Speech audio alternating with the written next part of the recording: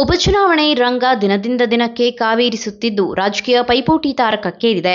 ದಾವಣಗೆರೆ ದಕ್ಷಿಣ ಕ್ಷೇತ್ರದಲ್ಲಿ ಆಡಳಿತಾರೂಢ ಕಾಂಗ್ರೆಸ್ ಪಕ್ಷಕ್ಕೆ ಅಲ್ಪಸಂಖ್ಯಾತರ ಅಸಮಾಧಾನ ದೊಡ್ಡ ಸವಾಲಾಗಿ ಪರಿಣಮಿಸಿದೆ. ಟಿಕೆಟ್ ಹಂಚಿಕೆ ವೇಳೆ ಮುಸ್ಲಿಂ ಸಮುದಾಯಕ್ಕೆ ಅವಕಾಶ ಸಿಗದ ಹಿನ್ನೆಲೆ ಕೆಲ ಪ್ರಮುಖ ಮುಖಂಡರು ಅಸಮಾಧಾನ ವ್ಯಕ್ತಪಡಿಸಿದ್ದಾರೆ.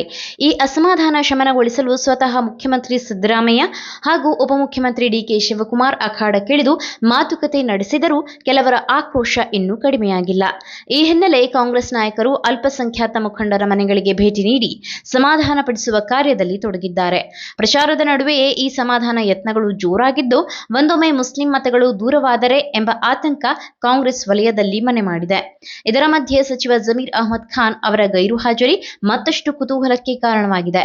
ಕ್ಷೇತ್ರದಲ್ಲಿ ಪ್ರಚಾರ ನಡೆಸಬೇಕೆಂಬ ಬೇಡಿಕೆ ಇದ್ದರೂ ಅವರು ಕೇರಳದಲ್ಲೇ ತಂಗಿರುವುದು ಚರ್ಚೆಗೆ ಗ್ರಾಸವಾಗಿದೆ. ಮುಸ್ಲಿಂ ಸಮುದಾಯಕ್ಕೆ ಟಿಕೆಟ್ ಕೊಡಿಸುವುದಾಗಿ ಶಪಥ ಮಾಡಿದ್ದ ಜಮೀರ್ ಅವರಿಗೆ ಟಿಕೆಟ್ ಕೈ ತಪ್ಪಿದ್ದ ಕಾರಣ ಬೇಸರವಾಗಿದೆಯೇ ಎಂಬ ಪ್ರಶ್ನೆಯೂ ಕೇಳಿಬರುತ್ತಿದೆ. ಇನ್ನೊಂದೆಡೆ ಕಾಂಗ್ರೆಸ್ಗೆ ಪ್ರತಿಷ್ಠೆಯ ಕಣವಾಗಿರುವ ದಾವಣಗೆರೆ ದಕ್ಷಿಣ ಕ್ಷೇತ್ರದಲ್ಲಿ ಇಂದು ಸಿಎಂ ಸಿದ್ದರಾಮಯ್ಯ ಭರ್ಜರಿ ಪ್ರಚಾರ ನಡೆಸಲಿದ್ದಾರೆ.